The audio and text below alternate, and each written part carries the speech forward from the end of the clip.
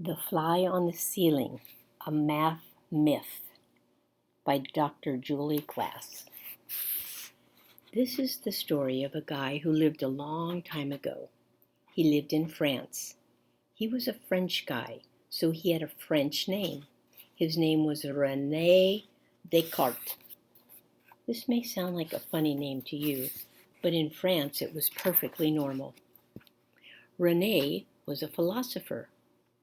A philosopher is someone who thinks about why things are the way they are. René was a great philosopher. Many of his ideas are still famous today. One of them is, I think, therefore I am. I think. But even René, as great a philosopher as he was, had one problem. He was messy. This problem started out small, but it got bigger and bigger. The funny thing was, René did not know he had a problem until he started to lose things. His notebook, his favorite hat, his book about the stars, his inkwell. Then he found the inkwell. Now René knew he had a problem. This must stop, René said to himself. He decided to take a walk and try to think of a solution to his problem. It took him a moment to find his coat, his hat, and the front door. René went to his favorite bakery to buy a fresh loaf of bread. Then he headed to his favorite place to think, the banks of the river Seine. René ate some of the bread while he walked. He looked at the water and wondered, how could he keep better track of his things? Night fell, and René was still thinking. He was thinking so hard he didn't look where he was going. Splash! Into the Seine went René Descartes. When he was fished out of the water, he was cold and wet, and his bread was soggy. René walked home. By the time he got there, he was sneezing and wheezing. He crawled into bed and fell fast asleep.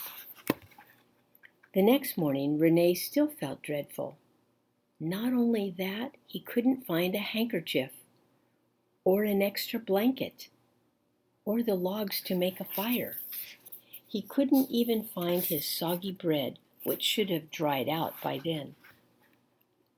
René crawled sadly back into bed. He stared at his ceiling. The ceiling was the only place in his room that wasn't messy. René wished that he lived on the neat ceiling instead of on the messy floor. Just then, he noticed a fly on the ceiling. The fly flew off and landed near one corner. Then it flew off and landed in another corner. Then it landed right above René's toes. Then it stopped right over René's head. René started to think. He wondered if the fly ever landed in the same place twice.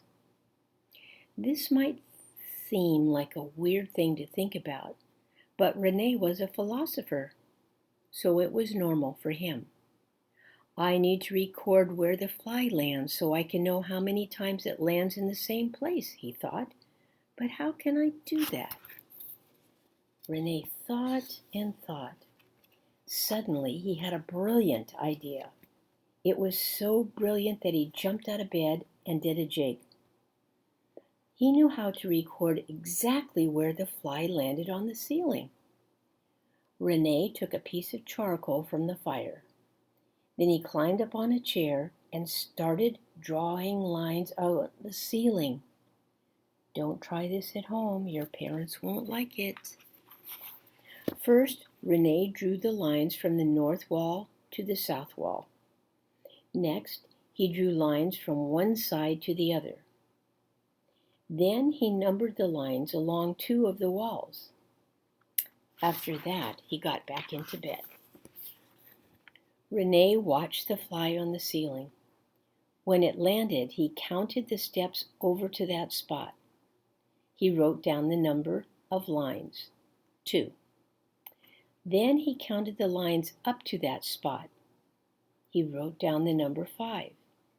Together, the two numbers, a 2 and a 5, told him exactly where the fly was. The numbers 2 and 5 are called coordinates. The first number 2, first coordinate, measures how far away the fly is from the left side of the wall. The second coordinate, 5, measures how far away the fly is from the bottom wall.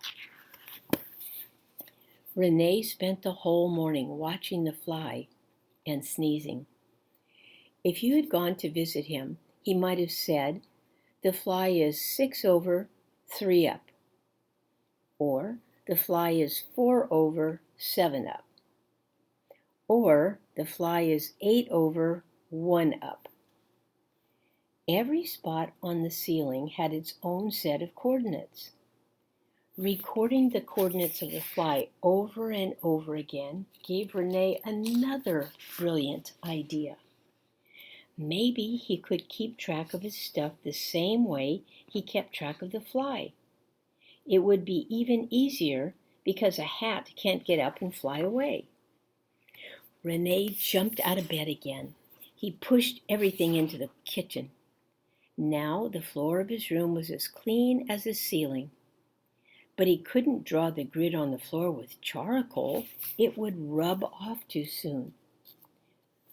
Rene went next door to see if his neighbor had any paint. What luck! His neighbor was a painter. Rene and the painter painted a grid on Rene's floor. Then they went to the bakery to buy bread. By the time they got back, the paint had dried. The painter helped Rene put his things in place on the floor on the grid.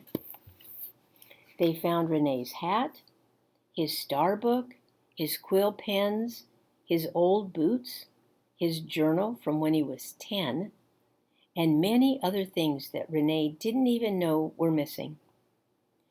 On a chart, Rene carefully recorded where everything went. Voila! After that, Rene's house was never messy again. Well, hardly ever. Rene's system caught on around the world. It was called the Cartesian Coordinate System. Cartesian comes from Rene's last name, Descartes.